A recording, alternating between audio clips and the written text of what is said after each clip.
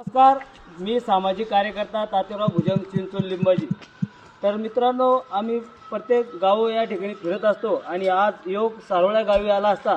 तर मित्रांनो, या छत्रपती शिवाजी महाराज यांचा आश्रू रोड पुतळा सारोळ्या गावामध्ये त्यांची स्थापना करण्यात आली आणि त्या दिवशी आम्ही सर्व मित्रमंडळी त्या ठिकाणी उपस्थित होतो आणि मला वाटतं आपले महाराज काय ना परमदेवी महाराज यांच्या हस्ते या पुतळ्याचं अनावरण त्या ठिकाणी करण्यात आलं आणि या पुतळ्याचं अनावरण करण्यासाठी अनेक राजकीय पुढारी त्या ठिकाणी आले होते आणि योगायोगाने आम्ही त्या ठिकाणी आलो असता। तर मित्रांनो, आताच आमचे मामू या भिकनशा या ठिकाणी भेटले नाचले आणि त्यांचं बोलणं या ठिकाणी चालू होतं की महापुरुषांचे पुतळे हे चांगल्या ठिकाणी त्या ठिकाणी त्यांचं उभारणी त्या ठिकाणी करण्यात आली पाहिजे, जेणेकरून हे महापुरुषाचे पुतळे लोकांना एकत्र जोडण्याचं काम या ठिकाणी करतात। त्यांनी सांगितलं की कोणत्या धार्मिक गोष्टीला जर जोडणारं कोणतं काम असेल तर हे महापुरुष या ठिकाणी जोडतात, कारण आता राजकारणाचा प्रेड या ठिकाणी झालेला आहे आणि बरेच राजकीय पुढारी समाजामध्ये तेढ निर्माण करण्याचं काम त्या ठिकाणी करतात। पण हे ज्या गावामध्ये महापुरुषाचे पुतळे असतात, मग डॉक्टर बाबासाहेब आंबेडकर असो, छत्रपती शिवाजी महाराज असो, यांचे हे पुतळे लोकांना एकत्र जोडण्याची प्रेरणा या महाराजांच्या पुतळ्यापासून त्या ठिकाणी भेटते।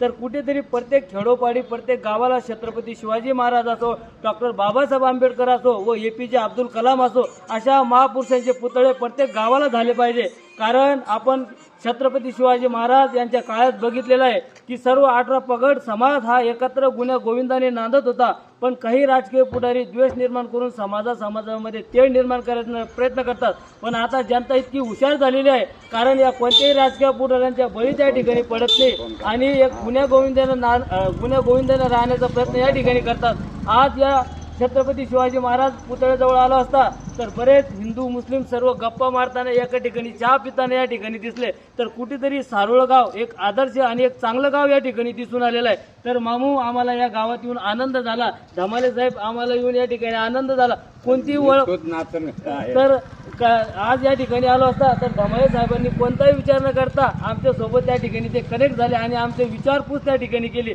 तर धमाले साहेब आपलं खरंच मनपूर्वक धन्यवाद, कारण एका माणसामुळे पुरी गावाचं महत्व या ठिकाणी करतं आणि धमाले साहेब एकदम चांगले माणसं म्हणल्यावर गाव सुद्धा एकदम चांगलं आहे। तर आम्ही काही ना काही कोणत्या ना कोणत्या कारणाने या सारोळ्या गावाला येत असतो आणि या ठिकाणी सर्वजण थांबले, जो आम्हाला मान सन्मान दिला त्याबद्दल मी सारोळ्या गावातील नागरिकांचा मनपूर्वक धन्यवाद करतो।